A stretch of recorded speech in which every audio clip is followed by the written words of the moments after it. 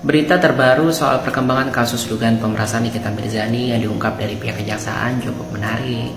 Mari kita simak terlebih dahulu nih cuplikan dari pernyataan pihak kejaksaan. Harus dari dulu itu. Kenapa tidak masih harus dilakukan lagi gitu Pak? Banyak hal ya, kan sangkaan pasalnya itu ada 3 jenis ya.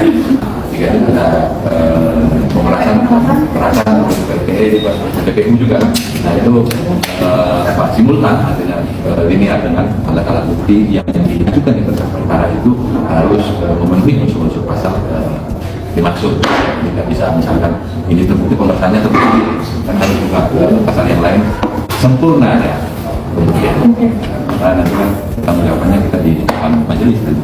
Nah, dari pernyataan tersebut kita bisa melihat ya bahwa jaksa masih berada pada tahap menilai kembali kelengkapan berkas dari penyidik, baik itu secara formil maupun secara material.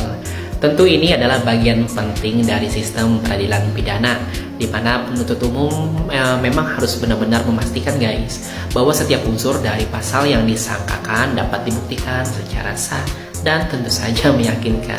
Namun mari kita cermati secara lebih kritis ya. Dalam kasus ini kan ada 3 pasal yang disangkakan. Pasal 368 KUHP tentang pemerasan dengan ancaman kekerasan. Kemudian pasal 27B ayat 2 Undang-Undang Nomor 1 Tahun 2024 tentang perubahan kedua Undang-Undang ITE dan tindak pidana pencucian uang atau TPPU. Nah, yang paling menarik di sini pihak kejaksaan mengatakan bahwa ketiganya tersebut terjadi secara simultan, artinya terjadi secara bersama-sama tindak pidananya. Kemudian alat buktinya haruslah linear, artinya alat bukti dan pasal-pasal yang disangkakan itu harus sesuai. Ini justru menimbulkan pertanyaan tersendiri ya guys.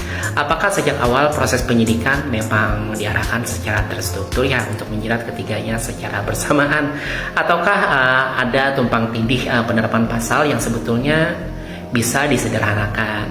Nah, dalam realita lapangan guys, saya memahami betul bahwa proses menuju P21 itu cenderung memakan waktu. Maka saya tidak dalam posisi mengkritik lamanya waktu tersebut ya, apalagi jika penahanannya masih sesuai dengan koridor hukum. Namun kritis saya justru berada pada penerapan pasalnya, karena pasal 368 KUHP adalah pidana umum guys, bukan pidana khusus yang tergolong extraordinary crime. Maksudnya extraordinary crime itu pidana luar biasa seperti korupsi, kemudian narkotika dan terorisme.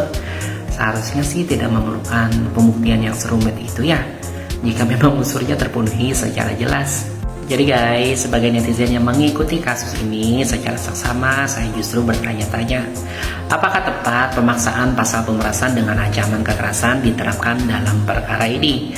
Karena jujur saja ya, dari proses awal hingga terjadinya komunikasi, negosiasi, hingga pembayaran, semuanya menurut hemat saya tampak berlangsung tidak dalam kondisi tekanan atau spontanitas. Saya tidak mengatakan bahwa unsur pidana dalam kasus ini nihil atau tidak ada ya. Tapi dalam kacamata saya, penerapan pasalnya terasa berlebihan, bahkan bisa dikatakan hiperbolik.